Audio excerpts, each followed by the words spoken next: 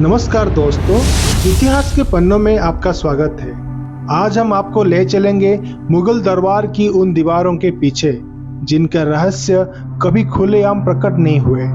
एक कहानी है मुगल सम्राट की गुप्त डायरी की, वो पन्ने जिन्हें उन्होंने लिखा अवश्य पर कभी जनता को सुनाने का साहस नहीं कर पाए। तो आइए इतिहास की इस रहस्यमय यात्रा का शुरुआत करते हैं बाबर की डायरी से। बाबर की आत्मकथा बाबरनामा आज भी एक अमूल्य दस्तावेज है। इसमें उसने केवल युद्ध के बारे में वर्णन नहीं किया बल्कि अपनी कमजोरियों और भावनाओं को भी उजागर किया। उसने लिखा, दिल्ली की गद्दी प्राप्त करने के बाद भी उसका मन काबुल की वादियों और फरगना की ठंडी हवाओं में बसता था। एक जगह उसने लिखा था, हिंदुस्तान एक विचित्र देश है। यहाँ न ठंडी हवा है न स्वादिष्ट फल। परंतु यही डायरी ये भी व्यक्त करता है कि बाबर अपने सैनिकों और जनता से गहरा लगाव रखता था। उसने कई बार अपनी शराब के लत छोड़ने का प्रयास का भी उल्लेख किया। इतिहास में हुमायूं को अक्सर एक कमजोर शासक के रूप में देखा गया, लेकिन उसके डायरी और नोट्स एक अलग कहानी बयां करते हैं।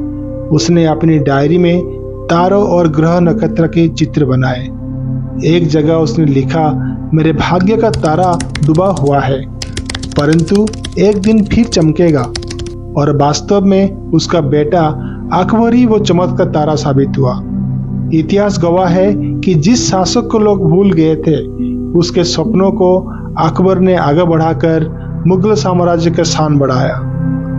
हुमायूं का लिखा हुआ एक वाक्य जिसे भविष्यवाणी साबित हुआ, जो समय के साथ सच हो गया। अकबर स्वयं लिखना पढ़ना नहीं जानता था, लेकिन उसके विचारें इतने गहरे थे कि उन्हें उसके दरबारियों ने एक डायरी के रूप में संग्रहित किया। अकबरनामा और अकबरी उसके खजाने का अमर प्रमाण है। इन ग्रंथों से स्पष्ट होता है कि अकबर सिर्फ सम्राट नहीं बल्कि धर्म, सत्ता और प्रजा के बीच एक संतुलन खोजने वाला चिंतक और शासक था। उसकी गुप्त सभाओं में लिखा गया एक वाक्य उसके विचारों की गहराइयों को दिखाता है। राजा वही है जो प्रजा के धर्म को अपना धर्म से ऊपर रखे। यही दृष्टि दीन इलाही जैसे अनोखे धार्मिक विचारों की नींव बनी।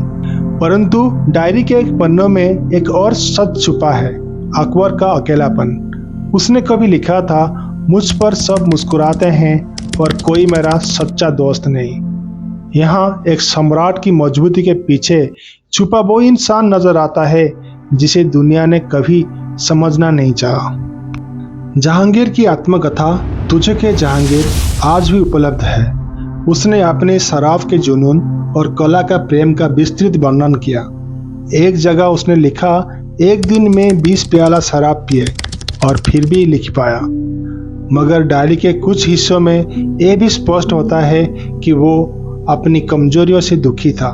सबको ताजमहल की कहानी पता है, लेकिन शाहजहां की निजी डायरी के अंश कम चर्चित नहीं थे। उसमें उसने मुमताज की मृत्यु पर लिखा, मेरी रूह का एक हिस्सा मेरे साथ चला गया। बाद के पन्नों में कैद की वेदना झलकती है। उसने आगरा किले के खिड़की से ताजमहल को देखते हुए कहा, मैं संसार का सबसे खूबसूरत महल बनाया, पर अब वही मुझे कैद की पिंजरे से चिढ़ता है। औरंगजेब की चिट्ठियां और निजी लेख उसकी डायरी के समान है। उसने लिखा, मेरी हड्डियां टूट चुकी हैं, मैं अपनी पापों की बोझ उठा नहीं सकता। वो अपनी आत्मा की शांति के लिए अल्लाह से प्रार्थना करता रहा। उसके अंतिम पत्र में लिखा था, मैं खाली हाथ आया था, खाली हाथ ही चला जाऊंगा। ये शब्द एक कठोर शासक के अंदर छुपा एक इंसान की पीड़ा को दिखाता है। इन सम्राटों की डायरी और निजी नोट्स हमें बताते हैं कि ताजमहल, फतेहपुर सिकरी या लाल किला जितने ही भव्य थे, उतना ही जटिल और कमजोर उनका आंतरिक जीवन भी था। ये पन्ने दिखाता है कि बादशाह भी इंसान थे जिनके पास शाही ताज था, मगर अंदर बेचैनी, दर्द और अकेलापन भी था। तो दोस्तों, ये थी मुगल सम्राट की गुप्त डायरी का पन्ने। जिन्हें उन्हें लिखा पर कभी खुलकर बताया नहीं। ये हमें याद दिलाता है कि इतिहास के बड़े से बड़े बादशाह भी इंसानी भावना से बंधे थे। आपको इनमें से कौन सा सम्राट की डायरी के हिस्से सबसे ज़्यादा चौंकाने वाले लगा, हमें कमेंट में बताएं। अगर आपको ये वीडियो पसंद आया हो तो लाइक कीजिए, शेयर कीजिए और चैनल को सब्सक्राइब करना ना भूलें। नमस्कार।